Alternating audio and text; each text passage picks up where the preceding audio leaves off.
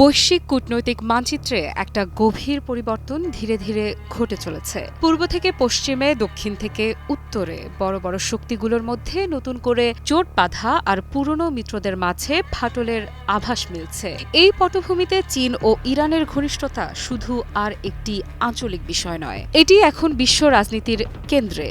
চীন বিশ্বের দ্বিতীয় বৃহত্তম অর্থনীতি। শিল্প, প্রযুক্তি, সামরিক শক্তি সব ক্ষেত্রেই তাদের দাপট বাড়ছে। পশ্চিমাদের একচেটিয়া আধিপত্যকে চ্যালেঞ্জ জানানো এখন তাদের প্রকাশ্য নীতি। আর অন্যদিকে ইরান মধ্যপ্রাচ্যের সবচেয়ে শক্তিশালী রাষ্ট্র, যারা যুক্তরাষ্ট্রের দীর্ঘদিনের প্রতিপক্ষ। যদিও যুক্তরাষ্ট্রের অবরোধ, নিষেধাজ্ঞা এবং সামরিক চাপের পরও ইরান এখনও মাথা উঁচু করে দাঁড়িয়ে। এই দুই শক্তির মধ্যে বন্ধুত্ব যদি কেবল কূটনৈতিক সৌজন্যে সীমাবদ্ধ থাকত, তাহলে বিষয়টা এতটা আলোচনার দাবি রাখত না। কিন্তু বাস্তবতা হলো, চীন ও ইরান এখন একে অপরের কৌশলগত মিত্রে পরিণত হচ্ছে। 2021 সালে চীন ও ইরান একটি 25 বছরের কৌশলগত অংশীদারিত্ব চুক্তি স্বাক্ষর করে। এই চুক্তির আওতায় ইরানকে চীন $400 বিলিয়ন বিনিময়ে দীর্ঘমেয়াদী বিনিয়োগ দেবে।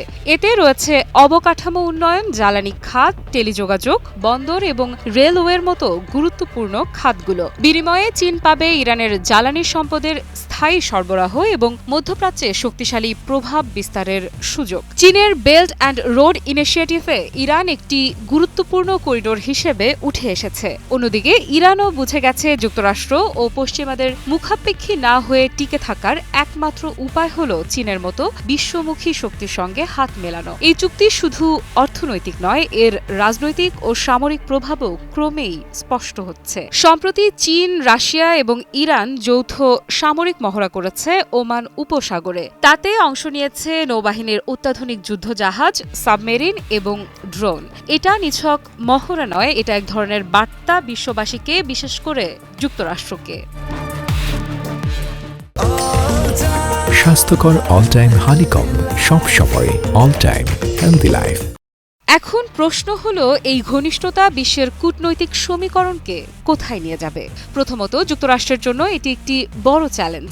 দীর্ঘদিন ধরে মধ্যপ্রাচ্যে আমেরিকার একচেটিয়া প্রভাব ছিল, আর তারা ইরানের পরমাণু কর্মসূচি ঠেকাতে পশ্চিমা মিত্রদের নিয়ে নিষেধাজ্ঞা আরোপ করেছে। কিন্তু চীন যখন এই নিষেধাজ্ঞা অগ্রাহ্য করে ইরানের সাথে দীর্ঘমেয়াদী চুক্তি করে, তখন আমেরিকার সেই চাপের কৌশল কার্যত ব্যর্থ হয়ে পড়ে। দ্বিতীয়ত, এটি পশ্চিমা জোটের মধ্যে ফাটল ধরাতে পারে। ইউরোপের অনেক দেশ এখনও ইরানের সাথে সম্পর্ক রাখতে চায়, কারণ তাদের জ্বালানি নির্ভরতা এখনও পুরোপুরি কাটেনি। চীন ইরান সম্পর্ক যদি সফল হয়, তাহলে ইউরোপও হয়তো ধীরে ধীরে পশ্চিমা ব্লক থেকে সরে গিয়ে নতুন বিকল্প খুঁজবে। তৃতীয়ত, চীন এই সম্পর্ককে ব্যবহার করতে পারে আমেরিকার বিরুদ্ধে এক প্রকার প্রতিশোধমূলক চাপ হিসেবেও। তাইওয়ান, হংকং, দক্ষিণ চীন সাগর নিয়ে যখন যুক্তরাষ্ট্র চীনের ওপর চাপ বাড়ায়, তখন চীন মধ্যপ্রাচ্যে ইরানকে সামনে রেখে একটি নতুন শক্তি সমীকরণ দাঁড় করাচ্ছে। বিশ্ব রাজনীতিতে এখন আর কোনো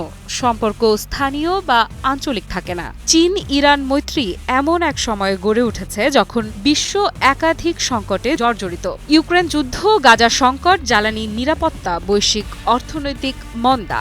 এই দুই দেশের ঘনিষ্ঠতা নিঃসন্দেহে যুক্তরাষ্ট্রকে এক নতুন কূটনৈতিক যুদ্ধের মুখে ফেলবে। এখন প্রশ্ন হচ্ছে, যুক্তরাষ্ট্র কি আগের মতো বিশ্বব্যাপী প্রভাব রাখতে পারবে, নাকি নতুন এই পূর্বভিত্তিক জোট ধীরে ধীরে বিশ্বের নেতৃত্বের লাগাম টেনে নেবে? আফ্রিদা ইফরাত, নিউজ 24।